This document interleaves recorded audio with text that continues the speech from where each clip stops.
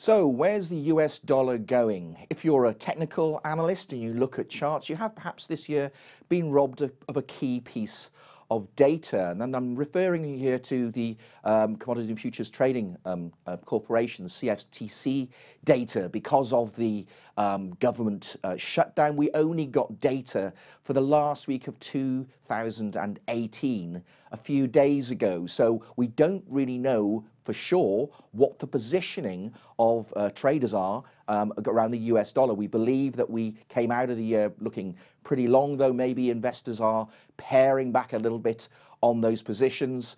And certainly recent asset manager surveys suggest that institutional investors continue to pare back on dollar longs. What I can say is from a fundamental perspective, i.e. what are economists and strategists saying about the dollar, they're actually pretty bearish going into 2019. Of course, we have been here before.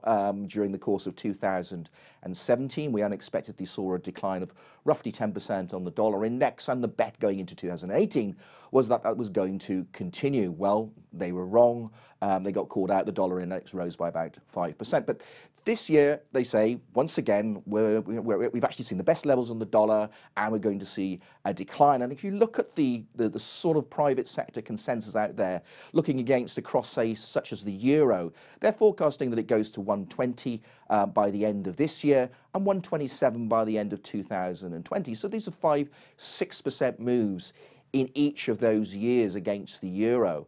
Now, what is this bearish view on the dollar predicated? What is it based on? Well, to a very large extent, it seems to be based on the assumption that we're going to see a convergence of growth rates between the US and other major economies, such as the Eurozone. How is that panning out? Well, actually, it doesn't seem to be panning out terribly well at the moment. If you look at economic forecasts for the US, despite chatter until recently of the probability of a recession and so forth, for this year it's been pretty solid at 2.5%.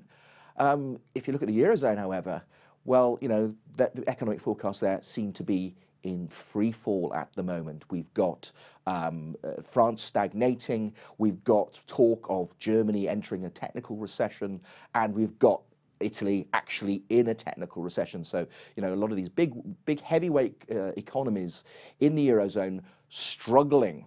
So it doesn't look like that's panning out.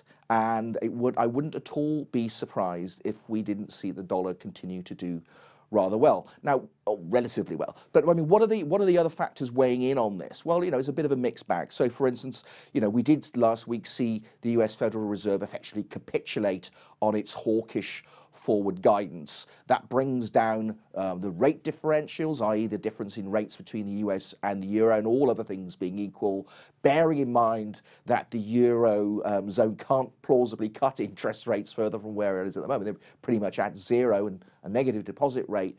Then, that interest rate differential is going down. The other thing, which is also weighing in the euro's favour, is that to some extent the US growth is actually unsustainable. US government is running a budget deficit of somewhere between 4.5% and 5% of GDP, and markets, if they're looking over the medium term, think, well, those growth rates, just because of the that budget deficit has to come down, US growth also has to come down. Having said that, of course, we've got to think about perhaps a couple of other things. One is, of course, the ongoing US-China trade talks, which actually at the moment seem to be going nowhere. And as it stands at the moment, unless there's agreement by the 1st of March, we're going to see new trade tariffs slapped on China from the US. That is going to disproportionately impact the Eurozone. It's more exposed to trade, and countries such as Germany are certainly more exposed to China. The other thing that perhaps one also bear in mind is the geopolitical risk baked into the Eurozone. Now, you might think there's plenty of that in the United States, but you know what? There is an awful lot of that in the Eurozone as well.